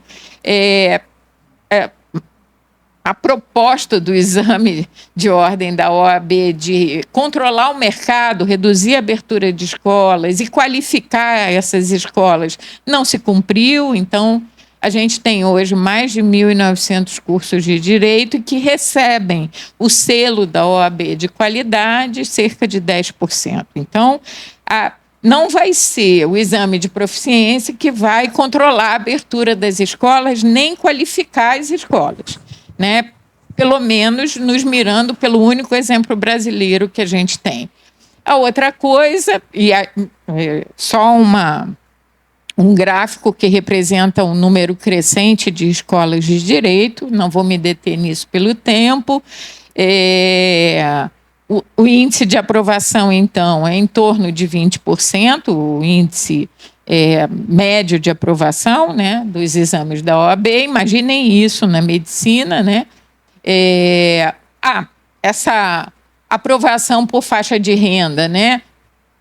A gente está dizendo que vai elitizar mais ainda a medicina, que já é uma carreira elitizada, né, de certa forma.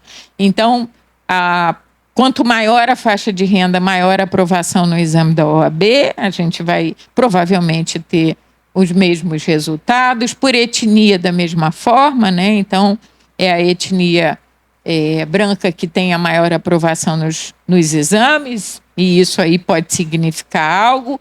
Estrategicamente, né, são as escolas públicas de direito que aprovam mais, serão as escolas públicas de medicina que vão aprovar mais, mas o fato é, o número de escolas continua abrindo e a qualidade dessas escolas continuou com desafios, né? Muitos países já fazem o exame de proficiência, é fato, o Reino Unido implantou há um ano atrás o exame de proficiência, mas precisamos ter cuidado apenas para não trazer como espelhos as experiências internacionais de países que são diferentes do nosso, que têm organizações, culturas e especialmente um sistema de saúde muito diferente do nosso. Eu já estou acabando. A responsabilização acaba sendo exclusiva do estudante nesse processo, e isso é um fato. Aumenta a vulnerabilidade social, porque aí, neste momento, aquele estudante que assumiu aquela dívida, que sai com 1 milhão, não vai poder trabalhar. Então, o que vai acontecer com esse sujeito, né? Estamos preparados para isso? Quais serão as consequências em relação a isso? O teste de progresso, entendemos, dentro do curso, que é uma opção, e aqui uma síntese do que, na verdade, nós defendemos, né? Que as diretrizes sejam implantadas, que os instrumentos de avaliação sejam coerentes com as diretrizes e que essa avaliação tenha consequências, que esses avaliadores sejam melhor capacitados, que haja um comitê de avaliadores e, fundamentalmente, as consequências para as escolas, né? Então, em síntese, que diferentes órgãos, entidades se juntem, né, para pensar sobre a questão da avaliação, que a avaliação caminhe ao longo do curso, mas que haja uma trava no momento do pré-internato. Então, aquela prova do 4º ano não permite que aquele aluno entre no internato, mas é uma avaliação dentro do curso, e aí ele poderá ter as ofertas que o curso pode fazer para que ele se aprimore e possa evoluir. E, de certa forma, né, o ENAMED vem nessa perspectiva. A nossa defesa é que o ENAMED seja um exame de progresso e não uma prova diferente do 4º ano e do último ano, que seja anual, medindo, então, o progresso, formativa, e que haja uma avaliação de qualidade dessas provas, né? Que a gente também acompanhe, enquanto sociedade e instâncias, a qualidade das provas que estão sendo oferecidas. E, em última instância, que haja consequências. Então, que os cursos, né, que tenham nota 5 e 4 sejam mantidos, que o nota 3 tenha um termo, né, de acompanhamento, de avaliação, que 2 notas 3 consecutivas signifiquem uma redução do número de vagas, que a nota 2 suspenda o vestibular e que a nota 1 cancele o curso, com, obviamente, um termo de acompanhamento ali que pode ser retomado. Nós defendemos isso, que essas avaliações tenham consequências nos cursos, senão vamos viver a mesma situação que a gente está vendo em relação ao exame da OAB. É uma síntese da síntese, com perspectivas de olhares distintos, e eu agradeço aos colegas que me antecederam a economia de muitos textos, porque estamos alinhados com muitas perspectivas. Agradeço a oportunidade e coloco a bem disponível para o debate. Muito obrigada. Muito obrigado, professora Denise. A senhora pode sentar aqui com a gente. Bom, antes de abrir o debate interativo, eu queria só registrar que hoje o nosso presidente do CREMER está de aniversário, então já veja que é uma distinção.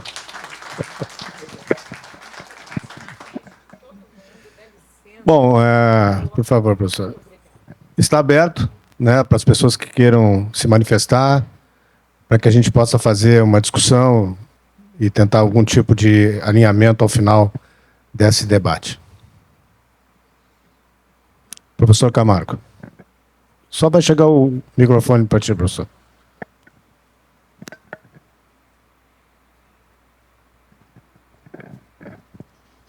Bom dia a todos. Obrigado pela oportunidade. Eu acho que várias coisas que foram comentadas aqui são universais, né? Por exemplo, o imediatismo do médico recém-formado. Recentemente, a professora Heloísa Bonfá, que é a diretora da Faculdade de Medicina da USP, comentou que eles estão com enorme dificuldade de preencher vagas para residência. Isso é uma coisa importante, porque está usando uma universidade de referência que não consegue preencher vagas para o que nós consideramos que é indispensável para a formação médica. E a explicação mais plausível, assim, termina um curso de pós-graduação para fazer residência e ganhar R$ 4.800. Vai fazer plantão, né? Isso tudo é consequência desse imediatismo meio patológico, né? As pessoas têm dificuldade de assumir que a formação médica é um processo que tem que se completar com o tempo necessário. A outra coisa que é óbvia é que nós estamos vivendo uma dificuldade médica para alta complexidade. Quer dizer, isso está de acordo com a pressa de começar a trabalhar, né? Isso é um problema universal. Quem frequenta universidades americanas sabe que a alta complexidade está na mão de orientais. O americano não quer fazer nada muito complicado, que tenha risco de judicialização. Então, há uma dificuldade importante nessa área. E nós temos uma séria limitação, que é a incapacidade de formar professores, né?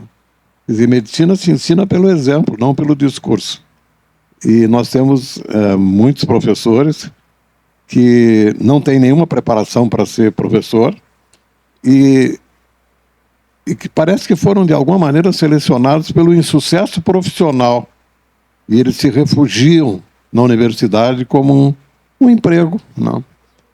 Com estabilidade, e muitas vezes são os propulsores do desânimo na juventude médica, que eu acho a coisa mais lamentável, né? Desanimar um estudante de medicina numa idade em que ele tem tempo e energia para fazer o que ele quiser, né? Então, realmente é uma situação muito complexa, e nós estamos produzindo famílias endividadas com o sonho de formar médicos para dizer que nós temos um doutor na família. Obrigado. Obrigado, professor Camargo. Eu sou professor da URGS, eu fiz a URGS, participei da gestão do Hospital de Clínicas de Porto Alegre, um hospital escola por excelência, considerado talvez o melhor hospital escola dentre as universidades federais do país. E a gente percebe uma série de mudanças que ocorreram sob vários aspectos. Eu acho que o professor Camargo citou algumas dessas mudanças que tem havido. São mudanças sociais, são mudanças de postura, mudança de mentalidade, tipos diferentes de perspectiva dos alunos que entram agora nas nossas faculdades. Mas o fato é que o Hospital de Clínicas ele permite uma formação desde a mais básica até a mais especializada possível. E isso permite ter uma noção também do quanto se tornou complexa a formação do médico. E essa talvez seja um dos fatores aqui importantes. O conhecimento aumentou e tem aumentado barbaramente. A gente observa que o corpo de literatura que se publica, apesar de ter muita má literatura, mas o corpo de literatura que se publica, o volume de conhecimento que se publica hoje em dia é algo impressionante, que é quase impossível de a gente conseguir processar tudo isso. Então a exigência sobre o aluno é grande. Eu vi que nas diretrizes tem uma formação mínima de 7.200 horas, se não me engano, nas diretrizes curriculares. A Faculdade de Medicina da URGS tem pouco mais de 9.000 horas, e ainda assim a gente acha insuficiente. Portanto, a necessidade de haver a complementação disso com residência, especialmente em algumas áreas, é super importante.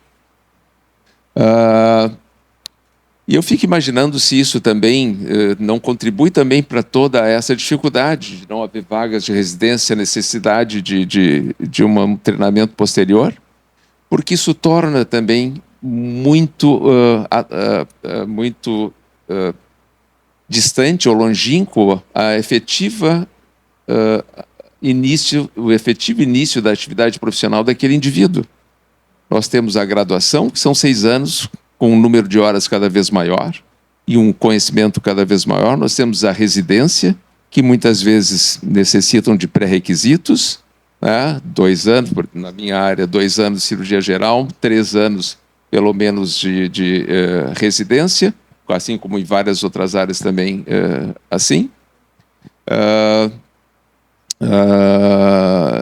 E talvez tenha que se pensar um pouco melhor sobre isso na formação do médico, e para que ele talvez tenha que existir formações diferentes para várias de algumas áreas, grandes áreas.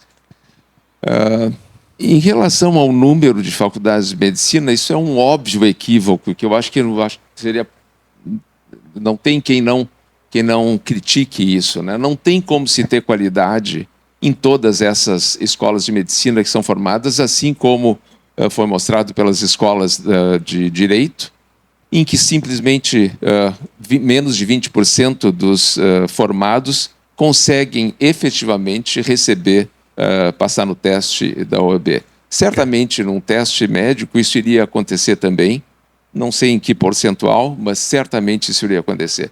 Isso é um equívoco tremendo.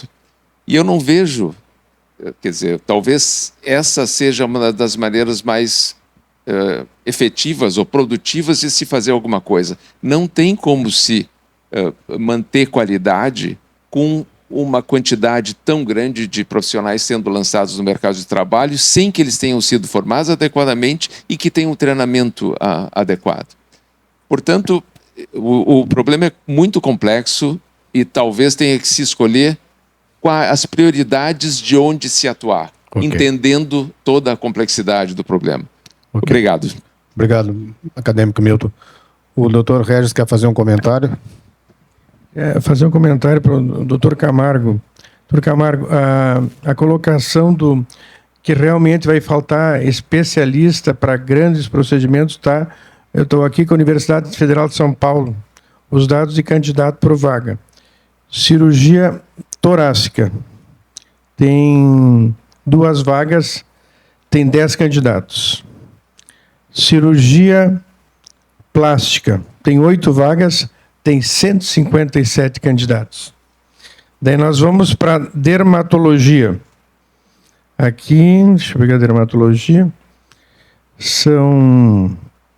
Então, assim, a gente fica vendo que ninguém quer alguma coisa. São 8 vagas, tem 370 candidatos.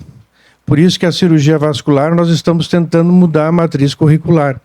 Porque ninguém quer ficar 7 anos para sair cirurgião vascular. Então, nós temos até uma reunião com o ministro da Educação na próxima semana, na tentativa disso, porque temos que fazer como a cirurgia cardíaca, que não havia mais cirurgiões cardíacos, né?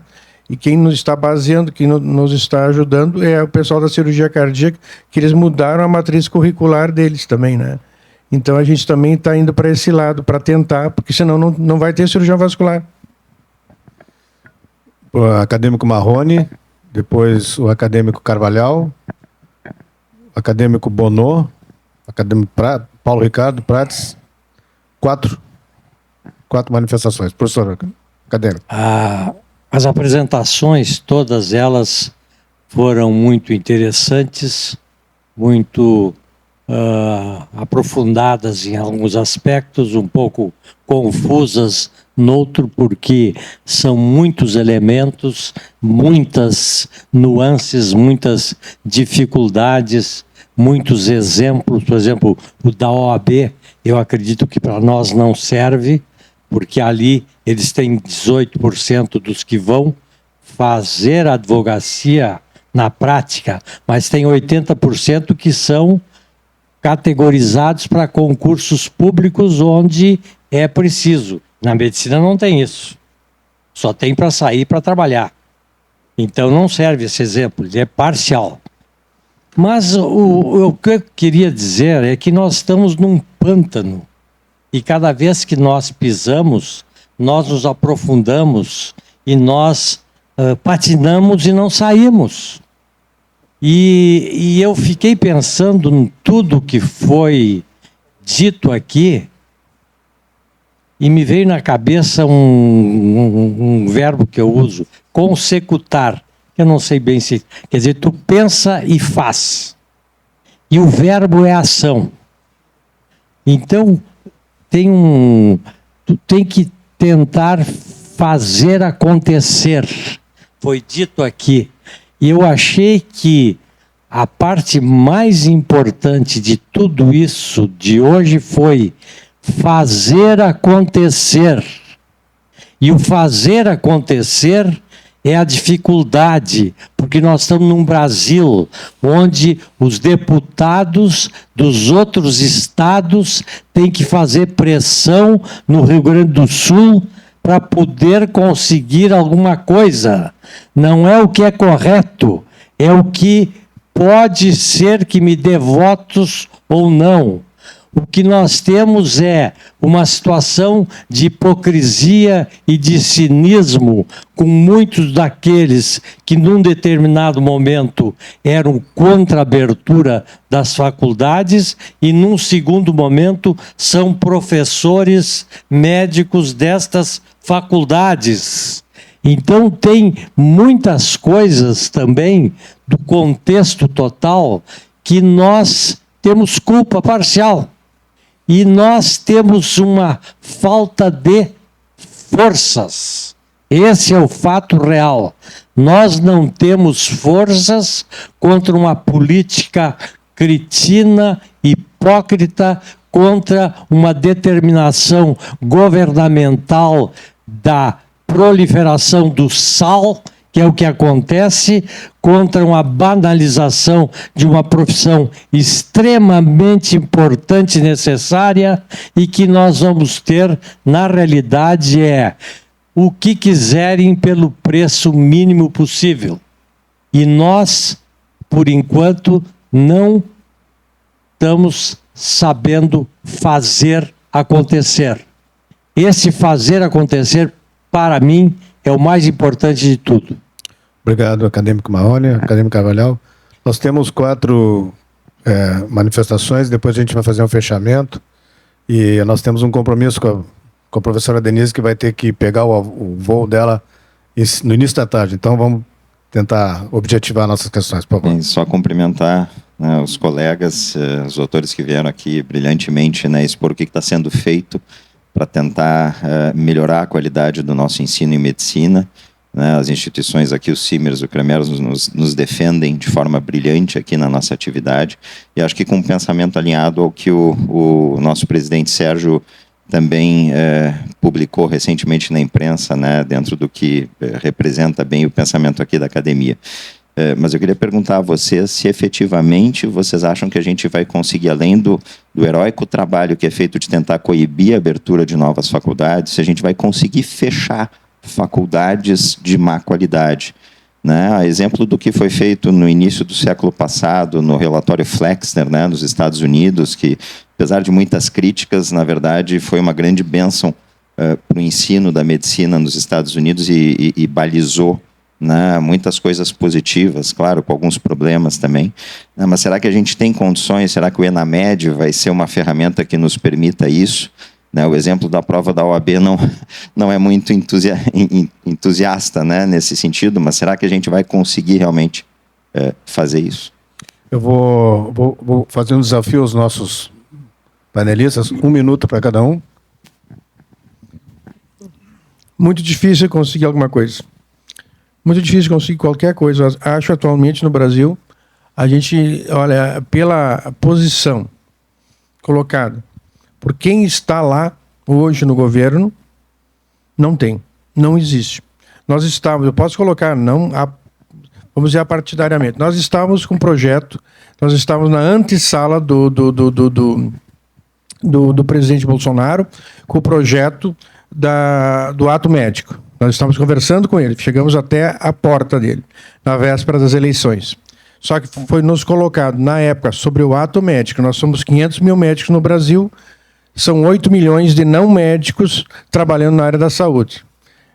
Politicamente não poderia ser assinado véspera de uma eleição, porque uma perda de votos.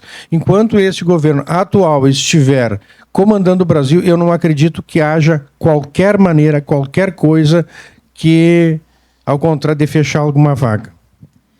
1 minuto. Eu concordo plenamente com as dificuldades. Do ponto de vista de Ministério da Educação, eu também não acredito muito, apesar de que quando a gente lê as normativas do ENARE, assim por diante, todas elas falam em fechamento das vagas, mas eu tenho e se eu não tivesse esperança, eu não estaria fazendo o que nós estamos fazendo hoje. Eu tenho esperança que a Justiça possa responder favorável a nós nos vários processos de faculdades que foram abertas da própria Justiça.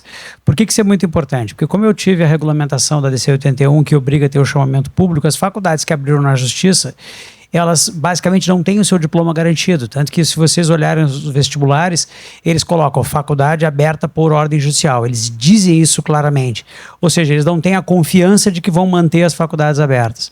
Então essas que foram abertas por ordens judiciais, eu ainda posso ter uma fé, e eu tenho muito pouca fé, que a gente possa vencer. As outras, eu vou ter que acreditar na boa-fé do Ministério da Educação. Eu vou concordar com o nosso presidente Regis que vai ser mais difícil, mas eu não vejo outra opção que não seja a gente buscar, e é o que nós estamos fazendo com máxima força possível. 1 minuto, professor. Então, esperança é a palavra, né? Se não houvesse, a gente não estaria investindo energia nesse caminho. Eu acho que a gente pode ir para casa ou para o nosso almoço de confraternização pensando um pouquinho que existem instituições públicas abertas há muitos anos hoje com muitos desafios na formação e com resultados bem aquém daqueles anteriores. Existem instituições privadas de alta qualidade. Então, eu acho que o primeiro passo é que a gente não distingua pela categoria administrativa das instituições. Existem instituições recém-abertas, né, de forma adequada, e instituições recém-abertas sem nenhum critério, porque foram abertas judicialmente. A palavra do ENAMED é controle, e a gente está apostando que o ENAMED será um instrumento de avaliação de escolas, e que, de fato, no próximo ano, haverá avaliação, pelo menos daquelas escolas que os alunos tiveram pior desempenho no ENAMED. Então, no âmbito da ABEM, a gente está apostando nisso e colocando todos os nossos esforços para que isso aconteça. Inclusive que o instrumento regulatório seja coerente com as diretrizes curriculares, porque senão a gente, né, não sabe exatamente para onde vai. Então, existem algumas questões no instrumento que está sendo proposto pelo INEP que podem ser melhoradas, no sentido de nos apresentar de forma mais clara os desafios da instituição. Eu acho que fecha. Algumas. Perfeito. Acadêmico Bonô. Doutor Paulo. Não é que ele tinha levantado a mão primeiro. Mas não tem problema. O acadêmico concede a palavra. Acadêmico Paulo Ricardo, por favor. Paulo Roberto também. Paulo Roberto, desculpa. Bom dia a todos. Você não tem nenhum irmão, Paulo Ricardo? Não. Tá, então desculpa ainda. Bom dia a todos. E concordo com tudo que foi dito, mas assim, provocar um pensamento que eu acho que é muito interessante, com o passar do tempo a gente vai desenvolvendo uma certa rigidez nas nossas atitudes. E existe assim uma diferença de gerações, né? As gerações de hoje, elas pensam completamente diferentes da geração de ontem, de anteontem e assim por diante. E eu acho que estimular esse pensamento de poder trazer, claro, são problemas que já estão formados, né? Mas os novos médicos trazer para o nosso lado. O que eu estou querendo dizer nisso? Assim, a gente entender quais são, por que está faltando. Eu estou me dedicando cada vez mais a uma especialidade que praticamente ninguém quer, cirurgia cardíaca congênita, né? E um trabalho que eu faço com os residentes que passam por mim é tentar entender e mostrar para eles o lado positivo da especialidade, que realmente realmente falta em todo o Brasil, e entender porque o pensamento do estudante e do residente de hoje é completamente diferente do meu, que é completamente diferente, o meu é completamente diferente que foi do meu pai, né? Fruto de muitos conflitos que a gente teve, de conflitos de gerações, de discussões que a gente teve, eu aprendi muito com ele. Certamente a gente continua aprendendo e os meus residentes eu procuro transmitir também para eles. Então é estimular esse pensamento de tudo que a gente debateu, mas também de poder trazer esses estudantes, esses residentes que estão se formando para o nosso lado e não perder eles para o sistema que está se formando. Ok, ótimo. Muito obrigado, Paulo Roberto. O acadêmico Bonô abre mão da manifestação? Quer se manifestar? Abre mão? Vai querer se manifestar, acadêmico? Está chegando ali o microfone já.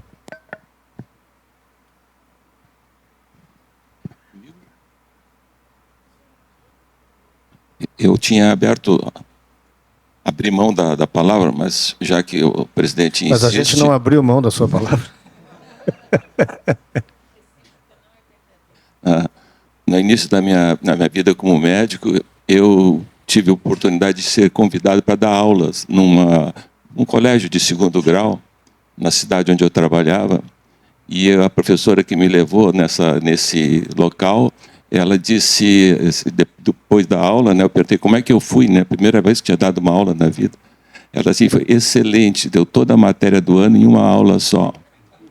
Aí eu comecei a admirar os professores, e em média o pessoal que leciona, os professores da área médica, que muitas vezes lecionaram na faculdade onde eu estava, e sabia-se que o que eles ganhavam não compensava.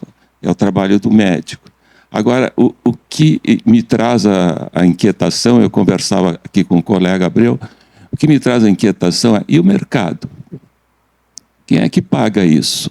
Foi dito que são bilhões de reais aqui, eu pelo menos imagino que vai esse orçamento, Por que não, em momento algum, se citou o Ministério da Saúde, as secretarias estaduais de saúde? Quem faz são os que financiam, e quem executa são as prefeituras. Então, a pergunta: quem é que estabelece o preço disso aí? Será que isso está certo? Será que esse custo está certo? Talvez, presidente Sérgio, numa outra oportunidade, a gente ouça o outro lado, o pessoal que tem que pagar, e por que a situação é tão crítica em alguns lugares e em alguns setores da medicina e não tanto nos outros. É só uma colaboração, presidente. Obrigado. Muito obrigado, muito oportuno. Acho que nós vamos deixar, né, presidente, esse fórum aí para uma sequência, né? Ótimo. Eu posso só dizer o meu protesto. É o seguinte: todos foram maravilhosas as apresentações, mas o protesto, a manifestação política de um dos apresentadores não foi saudável aqui nesse momento. Então, eu gostaria só de deixar aqui esse protesto em relação a isso. Protesto acatado. Protesto acatado. Deixa... eu gostaria, então, de fazer o fechamento dessa sessão dizendo que fiquei pessoalmente cresci bastante com o que eu vi hoje aqui, porque eu vi o alinhamento de instituições em cima de um bem comum. E não é um alinhamento hoje presencial aqui na Academia Sul-Grandense de Medicina, é um alinhamento que a gente já percebe nos escalões superiores.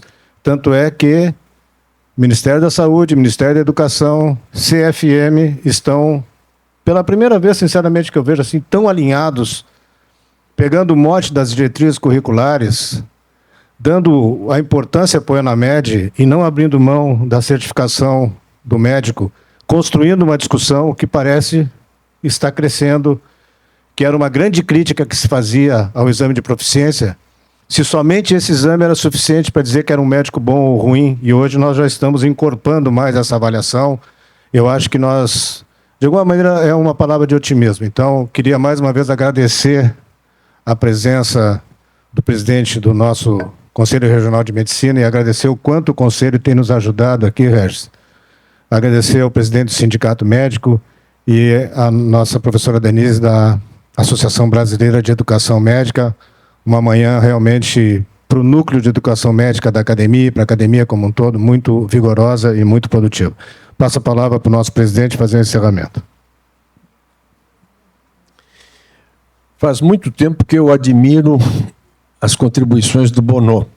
E eu acho que abriu uma frente que é... Eu vou trazer, Bonô, a nossa experiência com álcool e drogas.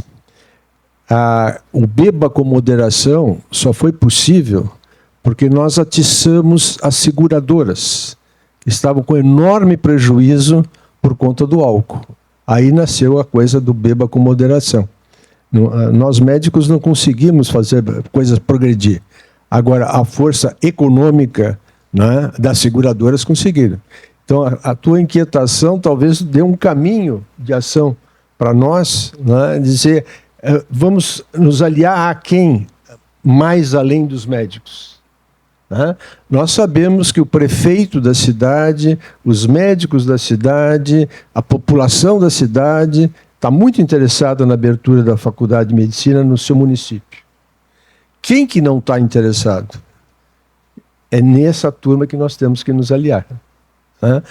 Genial, Bonô. Parabéns. Bom, a título de encerramento, hoje é a última do ano, desejo a todos ótimas férias, a quem tiver, né? E nos reencontraremos dia 28 de fevereiro, para a primeira do ano. Né? E que tenhamos todos uma boa feijoada na casa do Walter agora. Um abraço para vocês.